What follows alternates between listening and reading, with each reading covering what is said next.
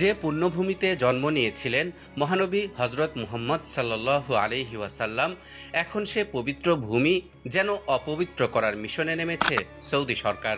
যেই দেশ থেকে সূচনা হয়েছিল ইসলামী আইনের, এখন সেখানেই আধুনিকতা ও উন্নয়নের নামে একের পর এক লঙ্ঘন করা হচ্ছে ইসলামের বিধান। ইসলাম ধর্মে যে মদের ব্যাপারে কঠিন হুঁশিয়ারি ও সতর্ক বার্তা দিয়ে বলা হয়েছে, মাদক শুধু গ্রহণ কিংবা সেবন করাই নিষিদ্ধ নয়, বরং এর ব্যবসা, এ কাজে সাহায্য এবং এ কাজের জন্য বাড়িঘর ও দোকানপাট ভাড়া দেওয়াও সম্পূর্ণরূপে হারাম। অথচ সেই সৌদিতেই ধীরে ধীরে সহজলভ্য হচ্ছে মদ। আগে শুধুমাত্র অমুসলিম কূটনীতিকদের কাছে অ্যালকোহল বিক্রির অনুমতি ছিল, কিন্তু সম্প্রতি দেশটিতে অবস্থানরত অমুসলিম বিদেশি নাগরিকদেরও মদ কেনার অনুমতি দিয়েছে সৌদি কর্তৃপক্ষ। The new York Times, NDTV এবং ইকোনমিক টাইমস সহ বিশ্বের প্রভাবশালী একাধিক গণমাধ্যমের বরাতে এমন তথ্যই জানা গেছে। তবে এর জন্য কিছু শর্তও জুড়ে দিয়েছে মোহাম্মদ বিন সালমানের প্রশাসন। যেমন, ক্রেতাকে অবশ্যই অমুসলিম এবং বিদেশি নাগরিক হতে হবে এবং তার মাসিক উপার্জন হতে হবে কমপক্ষে 50,000 রিয়াল, বাংলাদেশি মুদ্রায় যা 16 লাখ টাকারও বেশি। জানা গেছে, বর্তমানে দেশটিতে সরকারি অনুমোদনপ্রাপ্ত মদের দোকানের সংখ্যা একটি। এটি রাজধানী রিয়াদের কূটনৈতিক এলাকায় অবস্থিত। তবে সৌদির এক সরকারি কর্মকর্তা বলেছেন, আগামী 2026 সালের মধ্যে জেদ্দা ও দাহরান শহরেও এমন দুটি মদের দোকান খোলার পরিকল্পনা আছে সরকারের। এদিকে মদ বিক্রির এমন সিদ্ধান্তের পরপরই দেশটির তাবুক প্রদেশে ভারী বৃষ্টিপাতের পর ভূমিধসের ঘটনা ঘটেছে। এতে করে সড়ক ধসে গিয়ে তৈরি হয়েছে বিরাট আকারের গর্ত। সৌদি জিওলজিক্যাল সার্ভের তথ্য অনুযায়ী প্রচণ্ড বৃষ্টির কারণে মাটি আলগা হয়ে যাওয়ায় ভূমিধসের সৃষ্টি হয়েছে। সৌদির আবহাওয়া বিষয়ক প্রতিষ্ঠান ন্যাশনাল সেন্টার ফর মেটেরিওলজি আগামী বেশ কয়েকদিন দেশটির বেশ কিছু এলাকায় মাঝারি থেকে ভারী বৃষ্টিপাতের বিষয়ে সতর্কতা জারি করেছে।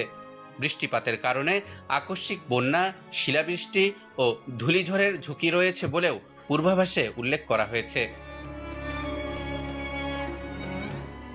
এমন অবস্থায় অনেকের মনেই প্রশ্ন জাগছে, সৌদি আরবের মতো পবিত্র ভূমিতে এসব প্রাকৃতিক দুর্যোগ তবে কিসের আলামত?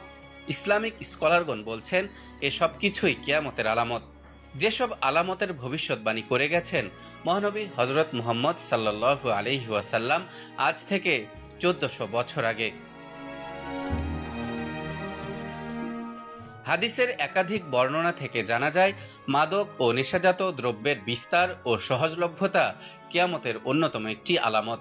যেমন, আনাস রাদিয়াল্লাহু তাআলা আনহু থেকে বর্ণিত একটি হাদিসে রাসূলুল্লাহ সাল্লাল্লাহু আলাইহি ওয়াসাল্লাম বলেন, কিয়ামতের আলামত সমূহের মাঝে কিছু আলামত হলো, দুনিয়া থেকে ইলম তুলে নেওয়া হবে, অজ্ঞতা নিরক্ষরতা প্রতিস্থাপিত হবে, মদ্যপান ব্যাপক হবে এবং ব্যভিচার বৃদ্ধি পাবে।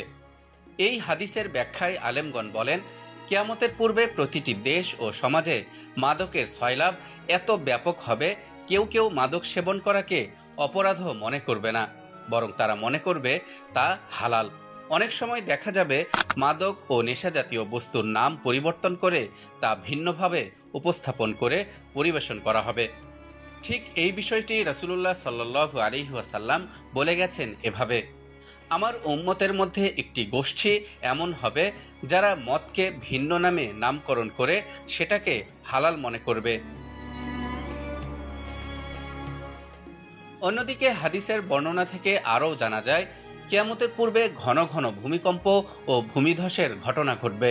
তবে এর মধ্যে 3টি স্থানে বিশাল আকারের ভূমিধস হবে। এগুলো হবে কিয়ামতের বড় আলামতের অন্তর্ভুক্ত।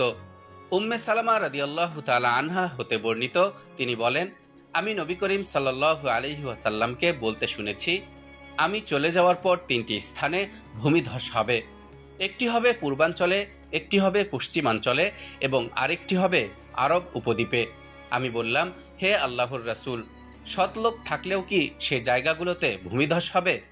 রাসূল সাল্লাল্লাহু আলাইহি ওয়াসাল্লাম বললেন, হ্যাঁ, যখন পাপ কাজ বেশি হবে। এখন প্রশ্ন হলো, সেই ভূমিধসগুলো কি হয়ে গেছে? এ ব্যাপারে অল্প কিছু আলেম মনে করেন সেই 3টি ভূমিধস হয়ে গেছে।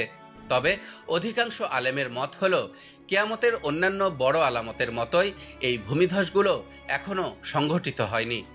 এখন আমরা পৃথিবীর বিভিন্ন প্রান্তে যে ভূমিধসের খবর পেয়ে থাকি, সেগুলো কিয়ামতের ছোট আলামতের অন্তর্ভুক্ত। আর যে সমস্ত ভূমিধস কিয়ামত নিকটবর্তী হওয়ার আলামত হিসেবে প্রকাশিত হবে, তা হবে অত্যন্ত বড় আকারে।